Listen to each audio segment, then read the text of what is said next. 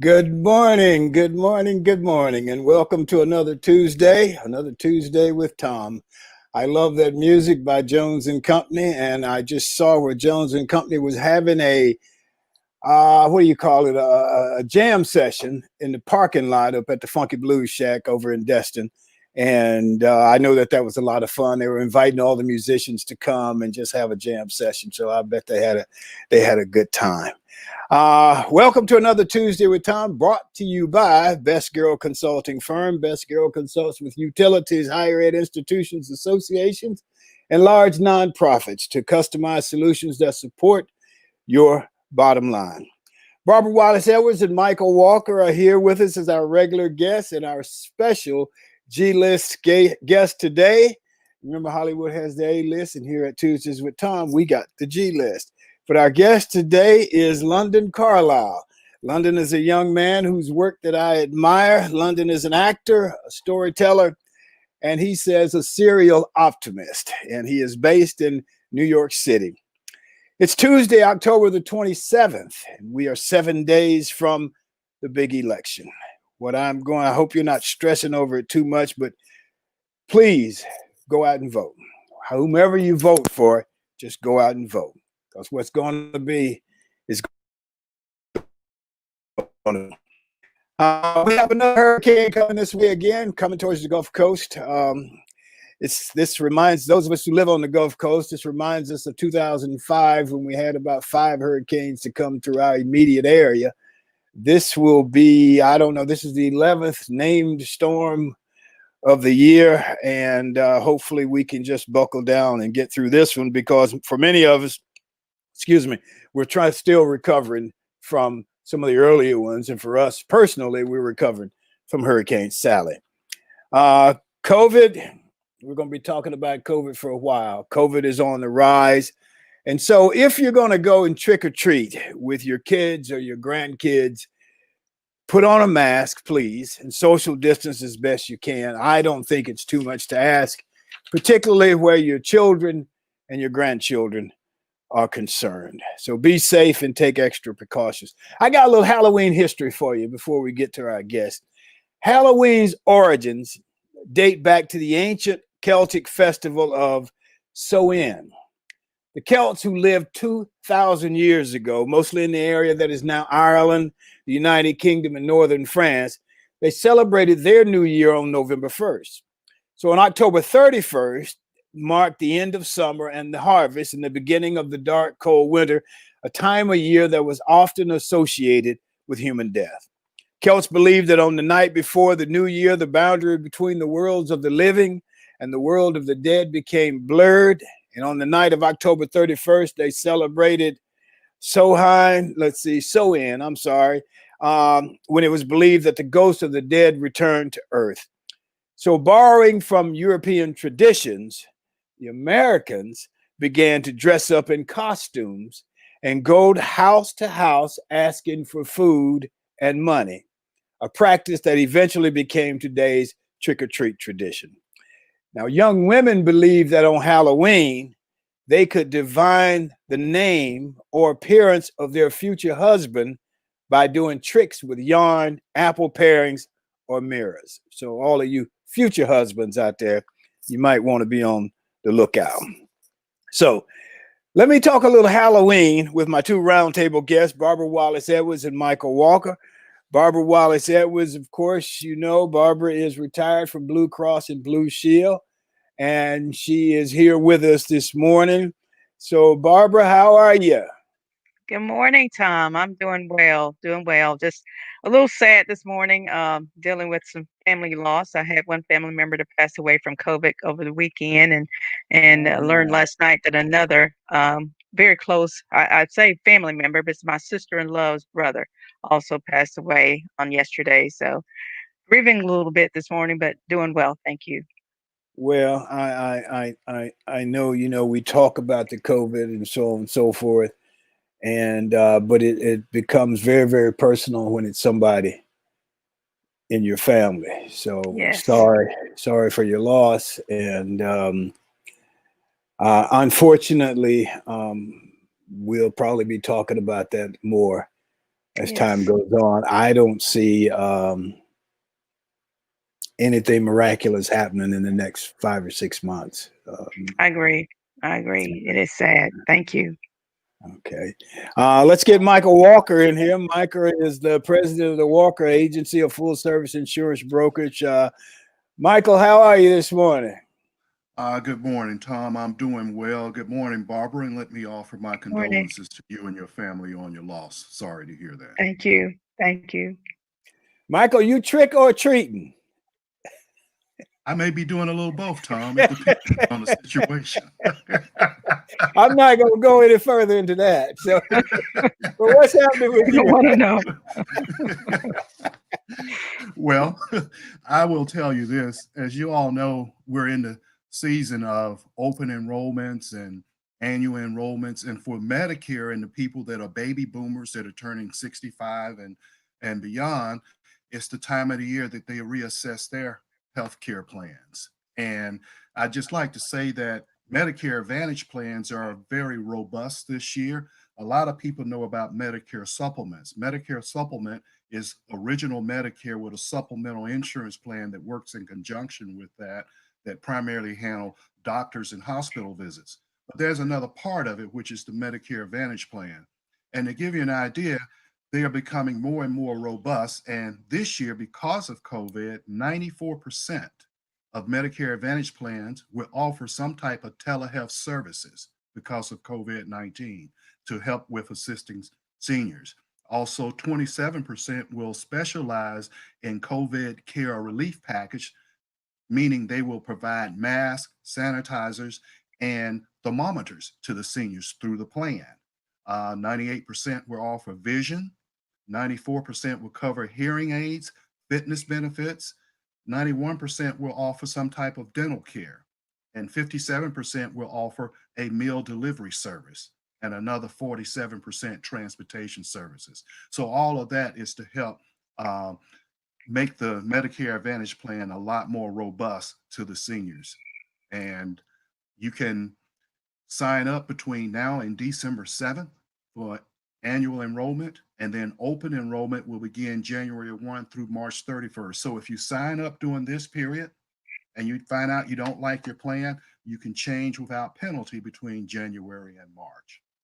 Okay, and I'm sure that the prices or quotes are competitive. Oh, absolutely. The one thing about it, and I'll tell you this, the difference between original Medicare, if you have original Medicare and a Medicare supplement, that supplement may cost you anywhere from 120 to 150, 100, maybe $200 a month. Plus, you Mhm. have to get a standalone prescription drug plan that could cost another 50 to $80 depending on the plan you get. But a Medicare Advantage plan, there are some plans that have a zero premium per month. Right. Some that only have like a 30 or $35 premium per month. And a specialty to go see a specialist may only cost $45 or $50 a month. So Medicare Advantage for people that are really budget conscious on a monthly basis and that monthly outlay, it's a lot more price conscious from that standpoint. Barbara, I see you nodding your head. You're not old enough to have Medicare, so you Not got to yet, wait a but little not while. quite. I only have about one more year though, so I'm looking into it right now. You're supposed to say you got a few more years. Oh yeah, I'm You're not sorry. That's supposed to right. tell I have 20 more years, Tom. What am I talking about? us. Okay. I tell you what. Hey, so let's talk a little bit. We'll talk about the COVID, but let's also talk a little bit about Halloween. Uh, where we live, they block off both ends of the street pretty much for cars. And I don't know, well, I do know why, I guess because they think it's safe and so on and so forth. But they bring all the kids from all over the little town down up and down the street. And from Wow. about the time it gets dark to about 9:30, they're just kids, babies, teenagers, all up and down the street, Wow. um, trick or treating. So I got a question for you guys. True or false? 1/4 of all the candy sold annually in the United States is purchased for Halloween. True or True. false? True. True. You guys are cheating. I Yeah, know it how is much I true. buy. You're right. 1/4 of all the candy brought in the United States is brought specifically for the occasion Oh, of yes. Halloween. And so let's talk a little bit about COVID and Halloween. And I want to show you guys this candy shoot. So M's going to put this candy shoot up there. If you can see this, you see that chute where the little girl standing next to. That Mm-hmm. chute goes into the house. And so the people, you can put the candy in the chute, it'll slide down the chute, and you put your bag at the end of the chute, and the kids get their candy, and nobody has to touch anybody or anything. It's a candy chute, and they're easy to make. As a matter of fact, if you will go to I think YouTube, you can find out how to make a candy chute before Halloween. You can do chute number 1 with cardboard mailing tubes and packing tape. You can do chute number 2 with a PVC pipe and spray paint. And then there's another chute that you can do with a PVC pipe and 2 wooden bases. So there's a safe way to trick or treat called a candy chute. So let me just ask you guys, did you do a trick or treating growing up? Were you a big trick or treater in your neighborhood, Barbara? Oh yes, that was one of the things we look forward to every year, Tom. We would be so excited on a school day. We could hardly wait to the end of the day. And as soon as we got home, it'd be nowhere near dark, and we were like, "It's time to go trick or treating." And my mom would always, of course, make us wait, Would but you, would you, she would take us trick or treating. So yeah, it was a huge thing for our family. what about you, Michael? Absolutely. It was almost like a holiday, and all of us that were very competitive, part of it was to see who could get the most candy for trick or treat, who could have the scariest Yes. outfit or the silliest outfit, and mapping out where you could go. And we couldn't wait until we got old enough that we could go trick or treating by ourselves. Yeah, As yeah. we were younger, as Barbara alluded to, my grandparents would put me in the truck or car and drive me around to certain people's houses that they knew and trusted, and I could go trick-or-treating as a young kid. But when I got older, I couldn't wait to be able to go out on my own adventure, And Well, did either one of you have a costume that you dressed up in? Did you have a favorite costume? back in the daytime, we made our own costumes. They weren't going out buying costumes. There were 6 kids in my family. My parents didn't have money to buy costumes, but we always made paper masks and or we take old clothes and make some costumes out of them. But we were always dressed up in some shape, form, or fashion. But it wasn't a bought store costume.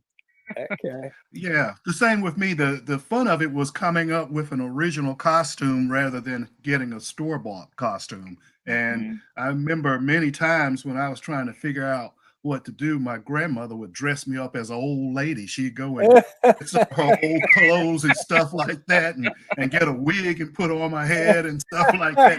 And I'd be walking around dressed as an old lady and stuff. Michael, I would pay money to see a picture of that right now, please. If you It have would be one, I'm, show it on the great. screen. I'm It glad we would, don't have any of those. well, I was about to say it would be great to have some of those pictures. Man, I had this ugly mask, Yes. and this was long after I was a child. This was like a few years ago. I had this ugly mask. I mean, this thing was ugly, and I could put that mask on, and my dog Sam and Sally, they would look at me and they'd get up and go out the room. Okay, we got the mask on. Let's go. Funny. It's funny, Tom. You mentioned that I had one too. I had one that was just super ugly. I mean, the face was kind of green-like and red hair, and Freddy Krueger had nothing on him. And in our neighborhood in Atlanta, we lived on a cul-de-sac. So what I would do for Halloween, I'd have the house really dark and just have these little kind of green lanterns and stuff all around. And I'd put my mask on, and it had werewolf gloves to go with it. And so when kids would come to the door and say trick or treat, I open the door. And when I open the door, they look and haul tail running the other way. You guys, you guys are so mean. See, I was always, even as an adult, I would dress up to hand out, give out candy for the trick or treaters. So I'm dressed as a princess or a Cinderella, somebody. So always somebody fun. But you guys trying to scare the kids off. That's not fair. We had when my wife, her sister, and her family were coming over for the first time, and they were coming over for a visit. And I still have them. I should have had them on this morning, but I have what they call these bubble teeth. And they kind of stick out and they're brown, and one goes this way and one goes that. And so they ring the doorbell, and I go to the door and I open the door, and I'm standing there with these bubble teeth in my mouth. And they don't know what to say. They're just standing there like, oh, y'all come on in. It's okay. Come on in. So, do you have a favorite horror movie associated with Halloween? Either one of you, Barbara? I don't do horror movies. My favorite TV program was Charlie Brown and the Great Pumpkin. So, I don't do horror, any of that scary stuff. Yeah, well, Michael? I kind of already gave you a hint. Mine was, Halloween with Freddy Krueger. You remember him that went around on Halloween? And the other one was Jason that had on the hockey mask. Those two were my favorites. Have you seen the commercial? And I forget what the product is, which probably says something about the commercial, but I think it's insurance. But these kids are out there, of course, it's parroting a horror movie, and they're trying to get away. And the girl says, well, let's go get in the running car. And the guy says, are you crazy? He says, let's go here and hide behind the chainsaws. And it's like they make the dumbest decisions in horror movies. Yes. And the guy that's going to kill him, he's standing there shaking his head like, why? I got to tell you, that's a Geico commercial, Thom. Okay. I guess. Well, I knew the insurance man would know. So here, I tell you guys one more quick thing. Probably my favorite horror movie is Jeepers Creepers 2, just because I'm in it. So, but so we go to the premiere of Jeepers Creepers 2, Joyce and I, and so we're sitting in the theater, and so we sit next to the guy who did all the special effects for the movies, so that whenever a real scary scene comes up, he can tell Joyce the scary scene coming up, so she can cover her eyes. So we're sitting there in the movie, and about 30 minutes into the movie, I play the coach. It's a basketball team. We're on a bus. The bus breaks down out on the lonely highway, and the basketball coach, of course, gets off the bus. And at some point, the basketball coach walks down the street, and the creature comes down and just snatches him. And I mean, he snatches him up in the air, way up in the air. And the coach has this torch in his hand, and he drops it, and it's like in slow motion, it comes down, poop, and then it hits on the street. And this guy in the theater in the back, he says, the brothers always go first, man. Yes. Hey, Thom, I have a quick one I'll tell you, and we move on. I put on that mask one time, and my former sister-in-law, she passed away earlier this year, but she was down visiting us, and it was leading up to Halloween. So I put on my ugly facial mask, and I put on the werewolf gloves, and I went out the front door. They were all in the back on the patio, sitting around talking and drinking and stuff. So I went and got an angle where only she could see me. And I just stuck my head around the corner of the house, and I put up under the werewolf hand, and I flipped her off and shot her a bird. And she looked, and then she picked up her glass that she was drinking and put it back down and looked again, and I flipped her off again. So she motioned to somebody to look, and I moved. So every time somebody looked, I wasn't there. As soon as they stuck it, I come back and flip her off again. It was so funny to see the look on her face. It was absolutely fantastic.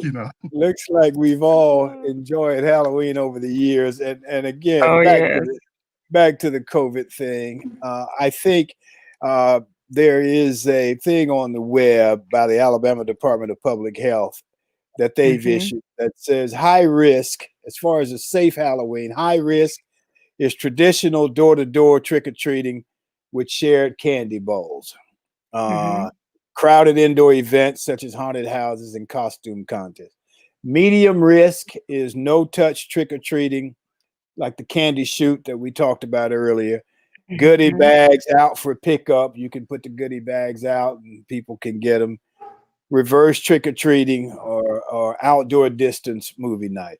Low risk, the lowest risk is pumpkin carving at home with your family, outdoor distance pumpkin carving with friends, decorating at home, an outdoor scavenger hunt in the neighborhood, or virtual costume contest, or a movie night with your family. If it's a movie night, make sure it's Jeepers Creepers too. Okay. Okay. Any final thoughts about Halloween and during the COVID? Yeah. Okay, well, we're going to move on. Our sponsor today, of course, is Best Girl. Um, but today's show is sponsored by Best Girl Inc. What is Best Girl? Best Girl is a consulting firm that provides customized leadership, access and inclusion, public relations, communications, and organizational consulting services.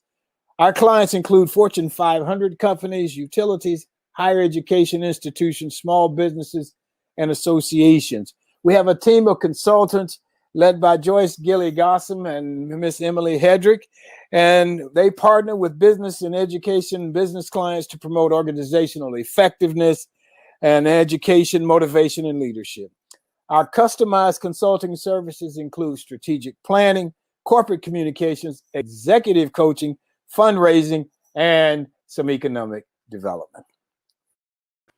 All right. And so now we go to the G list. Hollywood has its A list. And here at Tuesday with Thom, you've got the G list where everybody is a star. Our guest today is London Carlisle. London is originally from Alabama.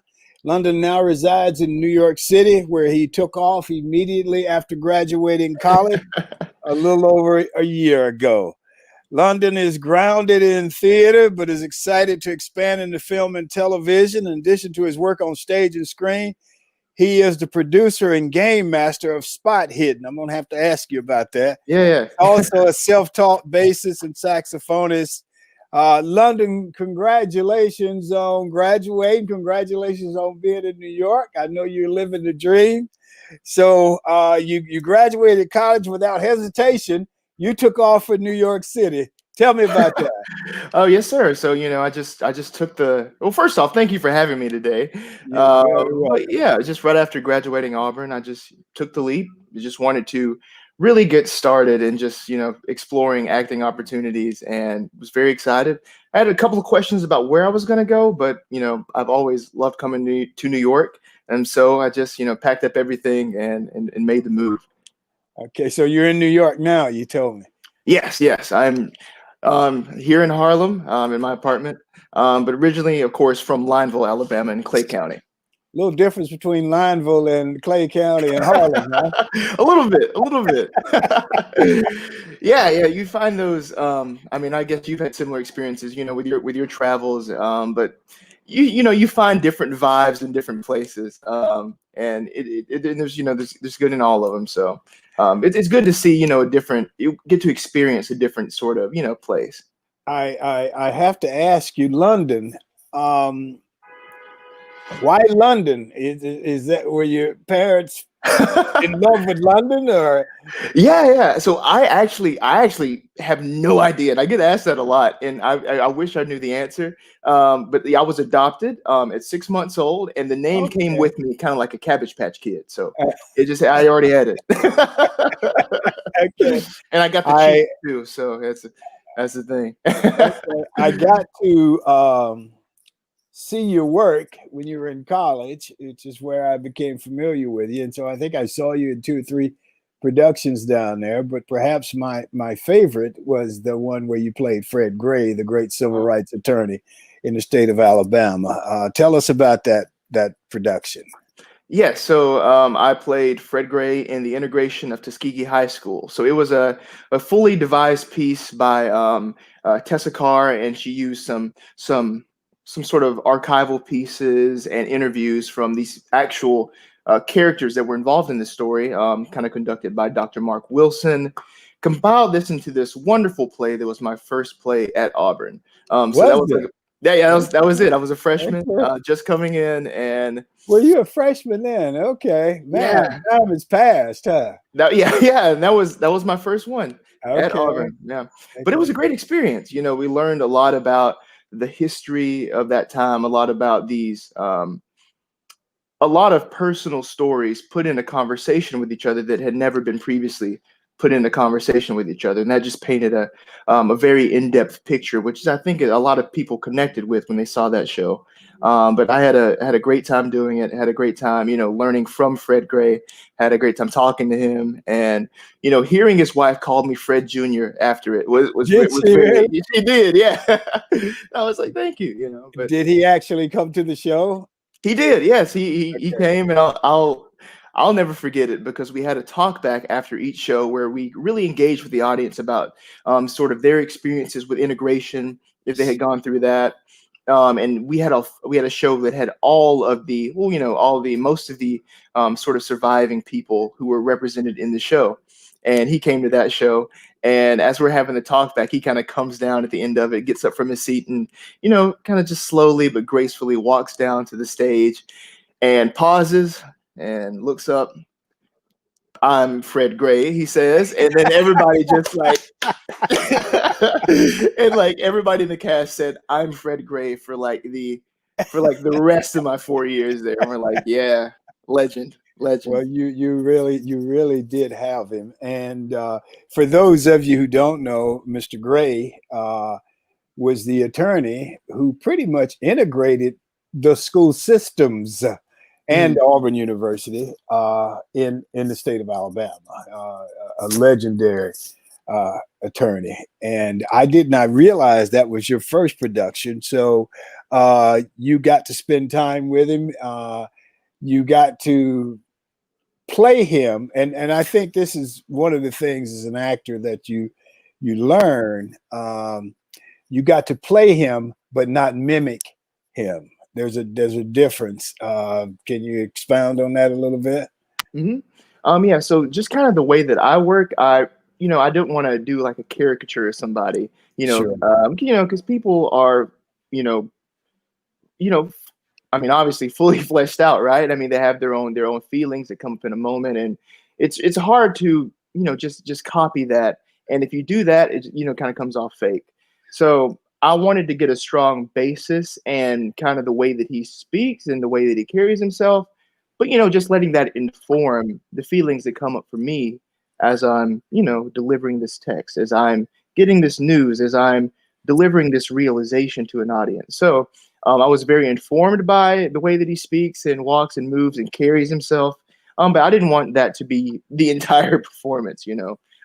So I just lived through that. And it's funny because I remember back to that time because, I was trying so hard to, get the lines down and to get it right. But I would just like put in my earbuds and walk around Auburn's campus, listening to him speak just so I can just hear that cadence, right? So it'll Uh-huh. always be in the back of my mind. It's uh, it's interesting preparation, and I did a one man show with 9 guys in it, and so every day I would be a different guy. And my wife said it was like living with 9 different men. Because I would, I'd be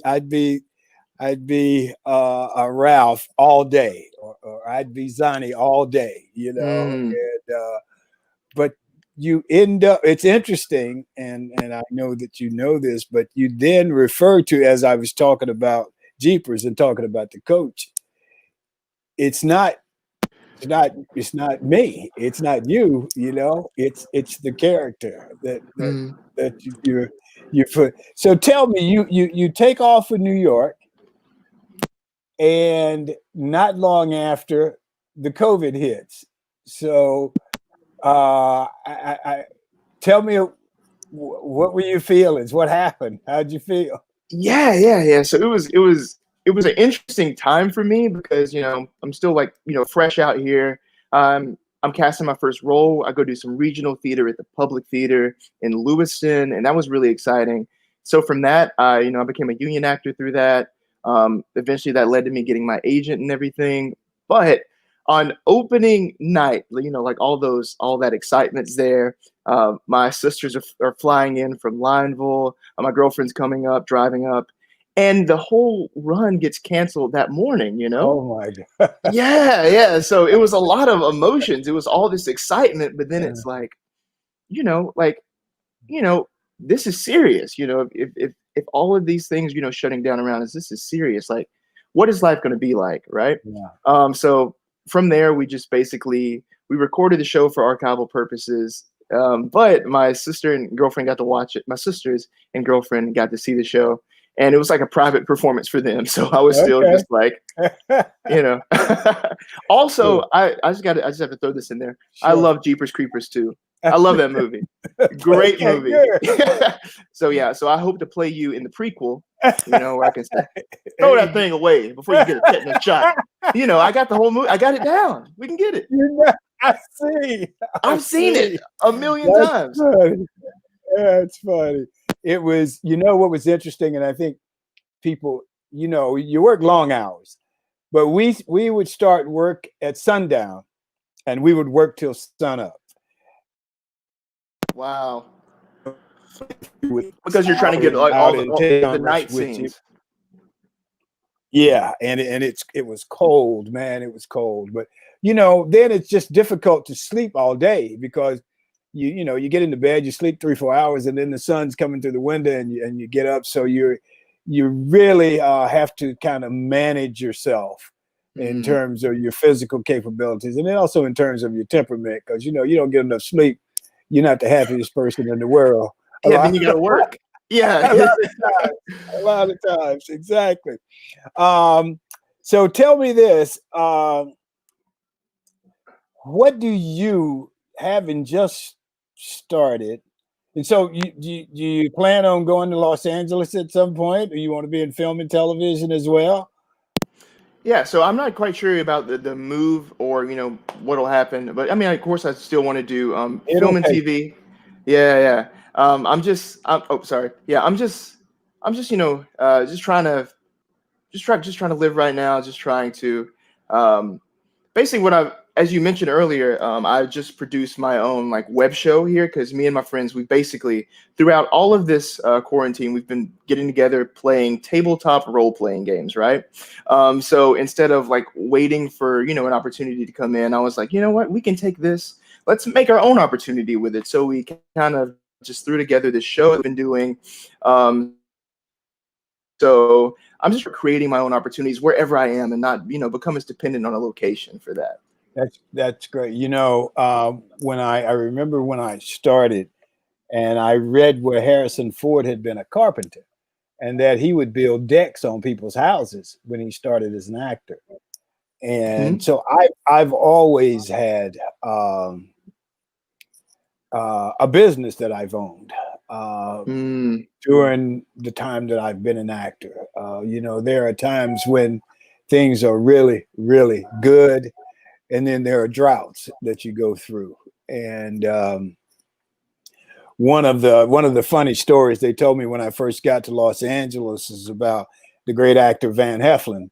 And I don't know if you know this or not, but you can, when you're between jobs, you can go on unemployment. And so there's this great story about Van Heflin. And of course, when in his day, you had to stand in the unemployment line. Of course, now it's all electronic. And he's in line, and it's a long line, and he finally gets up to the front. And so the guy says, so are you looking for work? He said, yeah, I'm looking for work. He says, what kind of work are you looking for? He said, I'm an actor. I'm looking for acting work. He said, well, how do you find work as an actor? He said, well, my agent helps me find work. He said, oh, so your agent finds work for you? He said, yeah, my agent finds work for you. He said, so if I call up your agent, will he verify that he finds work for you? He said, yeah, but you ain't got to call him. He's in line. He'll be up there in a few minutes. Kind of Wow. an actor. Oh, yeah, that's it. Yeah. Yeah. So Yes. we're going to bring in Michael and Barbara. They've got some questions for you, and then we'll continue.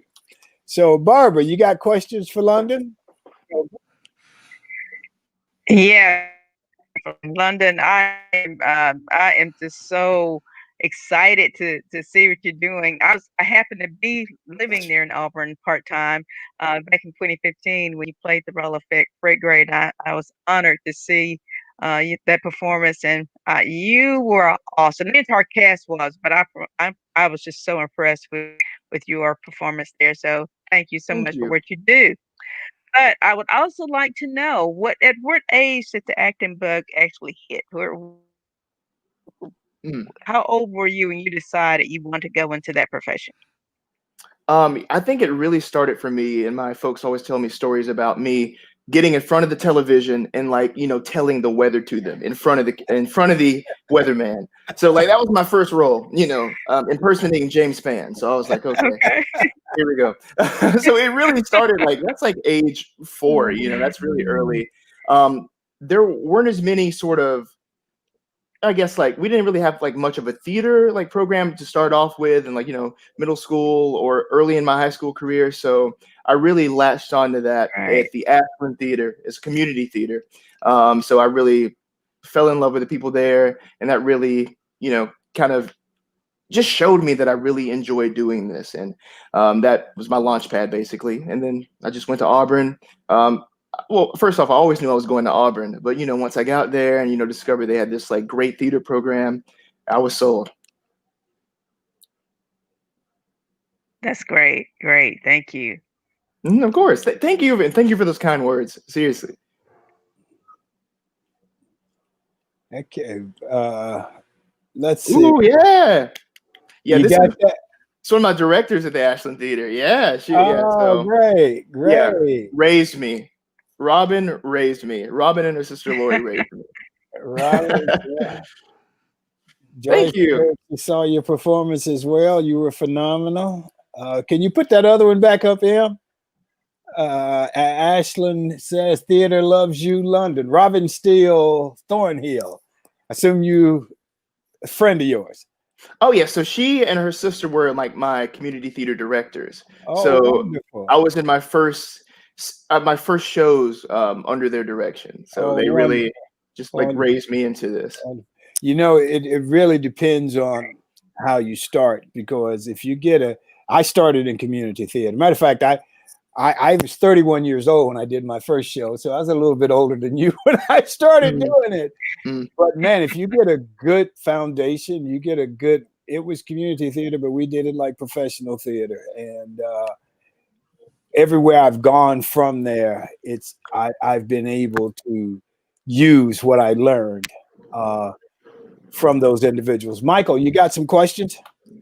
Absolutely. First off, London, congratulations on all the success that you've had thus far, and I'm sure you have a lot more. And unfortunately, I didn't get a chance to see your performance as you played Fred Gray, but I wanted to ask you a question regarding that. In addition to being successful in integrating the schools, he also played a major role and was successful in suing the federal government in regard to the Tuskegee Project. A lot of people may not know that. I'm sure you found out about that, and my question to you is, one, how did you come about playing the role, or how were you selected for that? And once you found that out, did you have any trepidation knowing all of the things that he had accomplished and getting your emotions intact so that you could play that in a comfortable role without being in awe of what you were doing? Right. And the Tuskegee Project, that was, something that I had never really heard of before my research. I wasn't like taught that in school, and I was like, this is so close to like, you know, Right. so like, so diving into that, finding out all these things that this hero has done for our community, for the surrounding communities, and like the country. there was not much trepidation there. It was even more excitement. Like that just like added more Mhm. fuel to my fire to really just to go and do it. Because coming into this, I was like so hungry just to share, to share this story. And learning about him, I read his book that he put out, Bus Ride to Justice, and then he later gave me a signed copy of it, which was really good. But reading that Oh, really allowed me to get into the head of Fred Gray. But as far as the sort of the audition process for that, they just they announced that their season, Auburn announced their season, and that was like the last show of the season. So throughout all the auditions, I just had my eyes on that one, knowing that um, you know it was going to be a good show. And it was still in process all throughout the year, but I had a feeling about it. I was like, this show is going to be important to people, and this show is going to speak to people. And so the excitement of that, and the excitement of learning about all of the accomplishments and the struggles and the victories and the losses of Fred Gray, that came together and just made me even more excited just to go in, just to do it justice. No pun intended. Barbara, Michael, you got anything else? yes.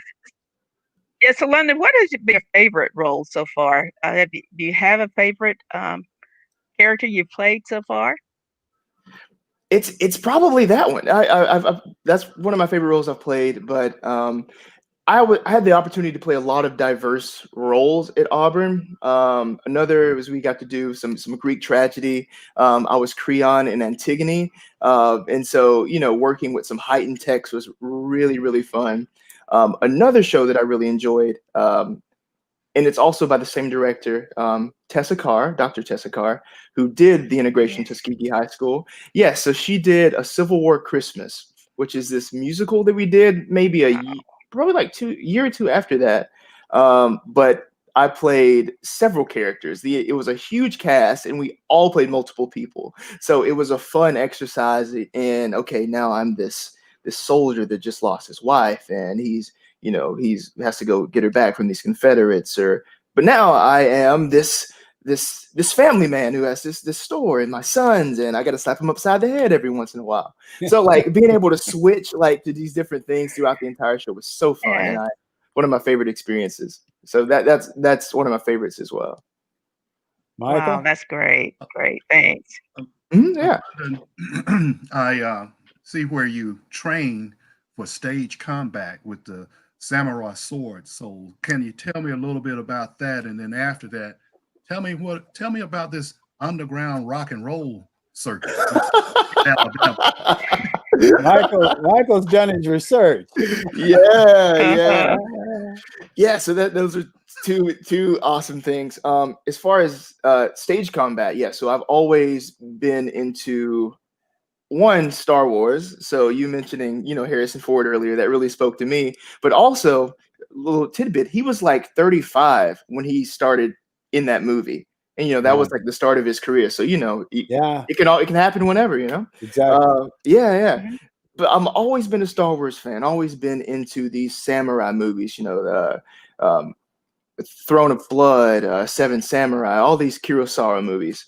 Watching Star Wars, I was like, yo, I just want to learn this. So I started working with Yoshi Amao, who is an actor and martial artist here in New York City. I traveled here in summer of 2018 to do an internship with a nonprofit.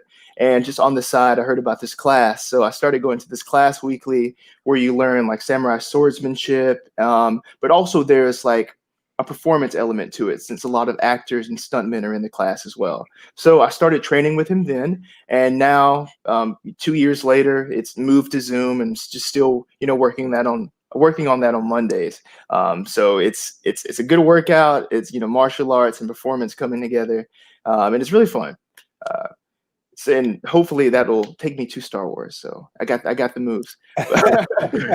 But as far as the rock and And roll. the underground rock and roll circuit. What's that like? Yeah. So the underground rock and roll circuit of Auburn, Alabama is so underground that we don't even talk about it. Like That's how Fight Club, underground huh? it is. You never heard of it, right? You're like, rock and roll circuit in Auburn, it's underground. No, Yeah, but really. Yeah.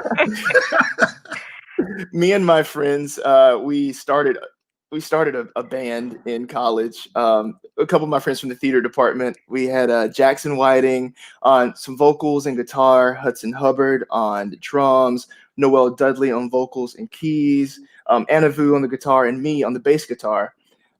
We came together and came up with this band. It's called La Rock and Roll because one of our professors' name is Dan LaRock. So we named it after him, and we would just play at parties and such. And it was an eclectic group because in the same show, I believe, we played both Whitney Houston and Judas Priest. Okay. So you got a little bit of everything. Yeah. So it's fun. Yeah. Like, well, you're like, what?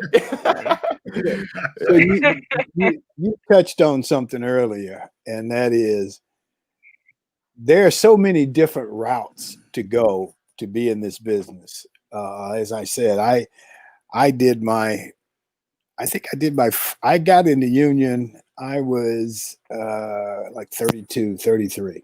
This guy I was doing community theater, and this guy saw me, and he was doing a film. He put me in the film, and I got my card. But people always ask you, particularly if they have children or grandchildren or whatever who want to get into the business, and they always ask you, what should I tell them to get in the business? And you've just mentioned, and I feel very much the same way. There is no one way to go through to get into the business. So how do you answer people when they say, London, my child wants to be an actor? What do you tell them?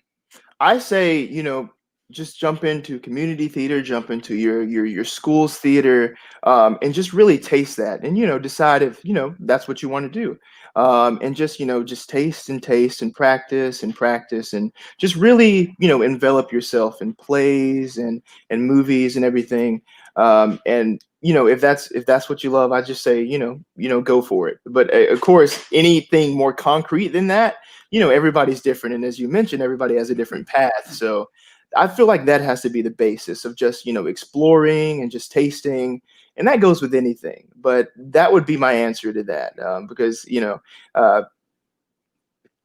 anything more concrete than that it varies by the person. So just doing it, and then that'll take you places if you just keep at it.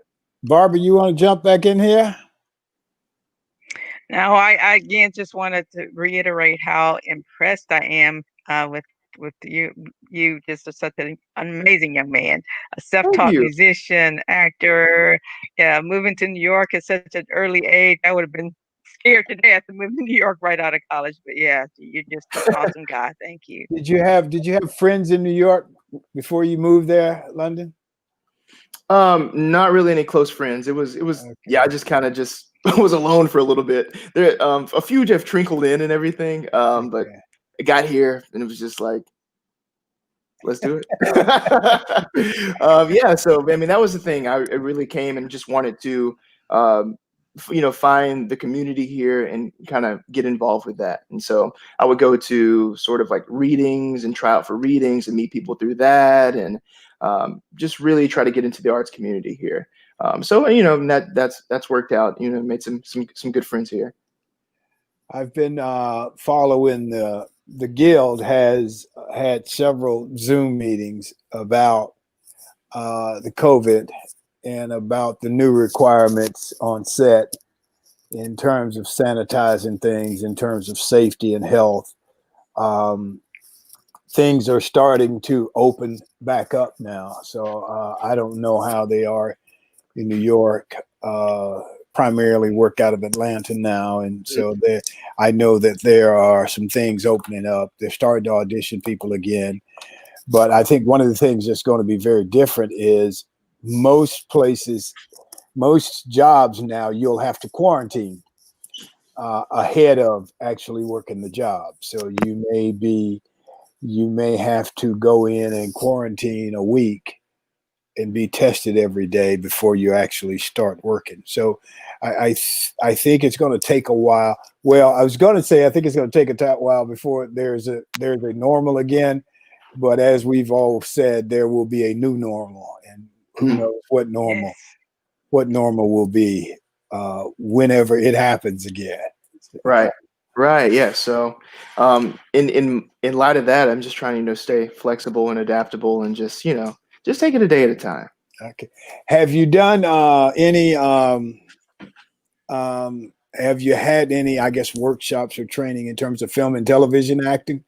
I have, yes, yes. And one Okay. of my first sort of gigs out here, I had a very small part in it's the new Aretha Franklin biopic, Respect. Yeah. Yeah, Yeah. so I like worked on that. That was Oh, probably cool. my first, real experience here in this market with film. And it was a great experience. Okay. And I've done some workshops and other stuff in that and commercials and such. So, I've been getting into that world as well. So, are you SAG?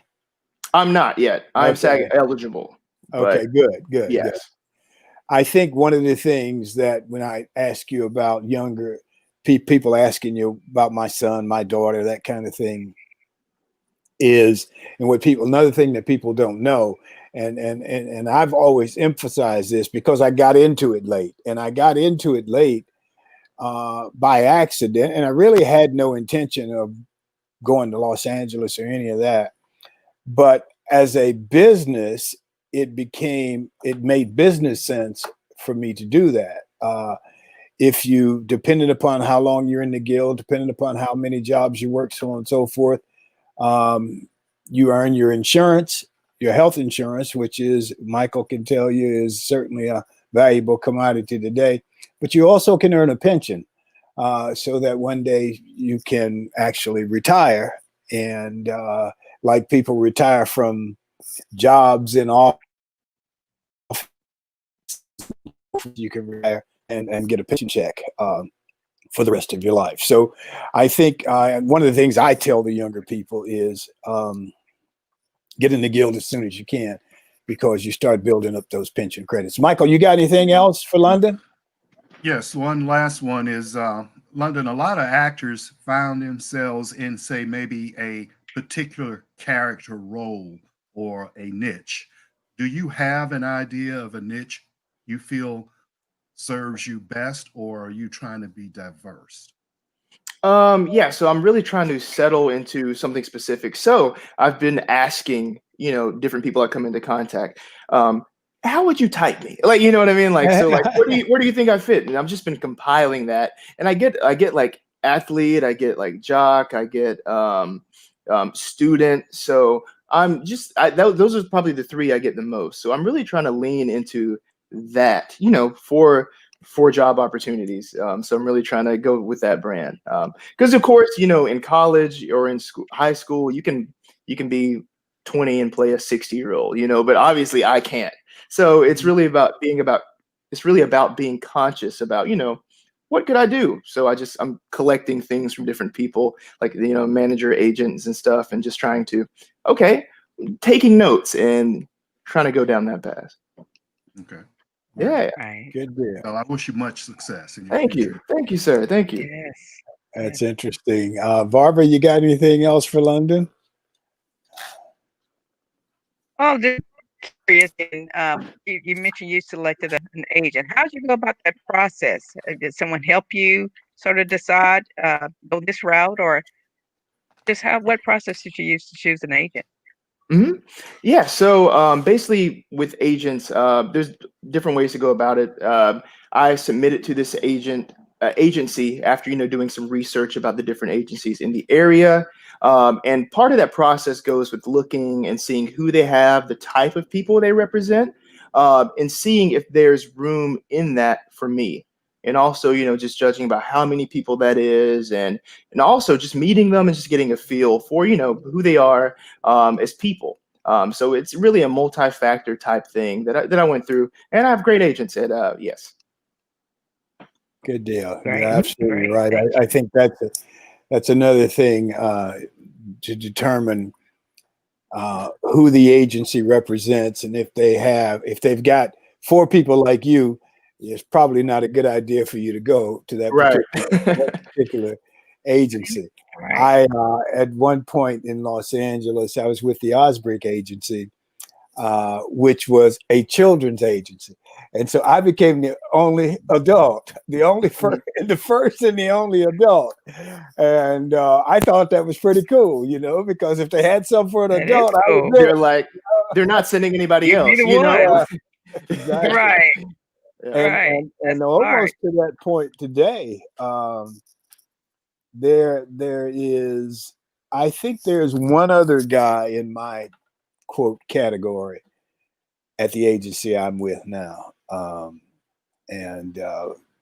But fortunately I get most of those calls. So,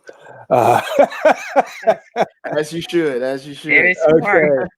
okay. Anybody got anything else for London? I want to ask you about the game. Mhm. So you guys, is this something you guys play, or is it something you're trying to market, or? Yeah, it's something we play. So mostly we play a little bit of everything, but mostly we've been playing the role playing game, Call of Cthulhu, right?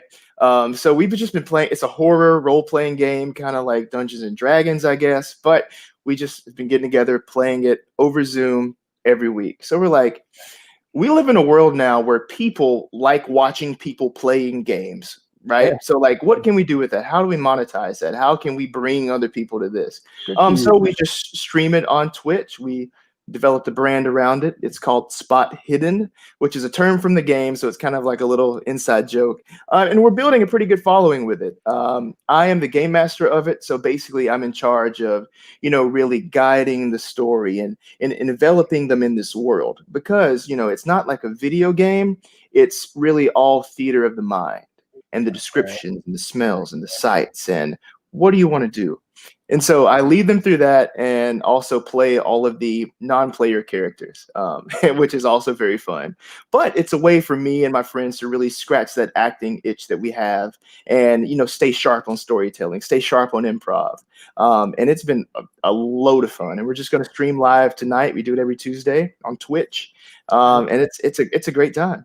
Okay, sounds great, man. Yeah. Any closing remarks from Barbara and Michael? Well, I have Just an keep idea doing what for you. you're doing. Yeah, go ahead, Barbara. No, I was just gonna say, keep doing what you're doing, London. Again, you're so impressive, and we're proud of you, War Eagle. War Eagle. Thank you so much. That means a lot. Okay, I was going to say, I have an idea for you. I think you ought to start to market yourself and try and create a character for yourself as being the son of the Black Panther. I'm gonna leave. Don't get me started. Okay, this has to go another. Y'all got another 2 hours. I'm gonna talk. No, I love that series. I love, rest in peace, Chadwick Boseman. A person who I really look up to, because playing all of these strong heroes for us, and it's just an example to so many kids, and I love that series. I love that actor, and I love all that he does, and it's truly a loss in the world. Yeah. But left a legacy, right? Left a That's right. beautiful So you heard it here first. Yes. So when you get that going, remember where you heard it from. Okay. Okay. Yes, Black sir. Panther. That's your next move. And War Eagle. Hey, War Eagle and Wakanda forever. That's There it. you go. London, man, Forever. we really appreciate you being with us today. It's been a Thank lot you. of fun. I feel blessed that I got to see you do Fred Gray, and I saw you do a couple of other things. And so whenever I was coming into Auburn on business, I checked to see what theater productions were going on, and if you were doing something, I made it a point to get to the theater. And so I followed your career, and will continue to follow your career. And I'm honored that you know the dialogue from Coach Hannah in Jeepers Creepers 2. Oh my goodness! Can I leave you all with one more short story from Fred? Sure. Okay. Sure. So Yes. I went to the Legacy Museum once they opened in Montgomery. There was this like little this small little theater around the corner from one of the exhibits, and they were showing like a short documentary on Fred Gray. And I was sitting there and I watched it, and it finished, and I just was like crying. I was just like, this is a lot. I was just overcoming all this emotion. So as soon as I left, I just got on my phone and I decided to just send him a message. I wrote him an email, told him I was leaving for New York and all this stuff. And he wrote back, not too much longer, not too much later, and, wished me well. We had some kind words, and it meant a lot to me. Yeah. But I started getting these random emails from him because he was sending them to someone, but I was accidentally tagged on there. So I started getting Fred Gray's like spam mail. And so I was like, oh well. Funny story. I had you confused. Well, thank you so much. Here's another one. Daryl says, another great show. Praying for your success, London. Enjoy the rest of your day and the rest of your week. Tuesdays with Thom crew. God bless and much love. God bless. Daryl was our first guest on the show. Daryl is a friend of mine from way back. He was a professional basketball player and just a great guy. And Big D, we appreciate you being there. And I'll talk with you later. So let's thank London Carlisle. And it's been wonderful. My closing commentary is, I think I may have said this before, but I think this is very important as we go forward, particularly as we go forward with voting next week. And as we go forward in this political season, people will forget what you did. People will forget what you said, but people will never forget how you made them feel. So you make somebody feel good today. I want to thank the audience for next week. You, the audience, get to be the special guest. We will discuss voting on election day. Now, again, remember our saying, empty barrels make the most noise. And so we don't do name calling. We don't do negative stuff. We'll keep it fun. It's more fun that way. And that way, I don't have to give out the Empty Barrel Award. I want to thank Michael, Barbara, thank London Carlisle, thank our sponsor, Best Girl. If you're interested in having your business to be a sponsor of the show, get in touch with us at Thom, Thom, at bestgirl, bestgurl, bestgirl.com. I want to thank Emily Hedrick, the communicator, our producer. That's a wrap. We will see you on Election Day. Enjoy yourself. Make every day count. Peace.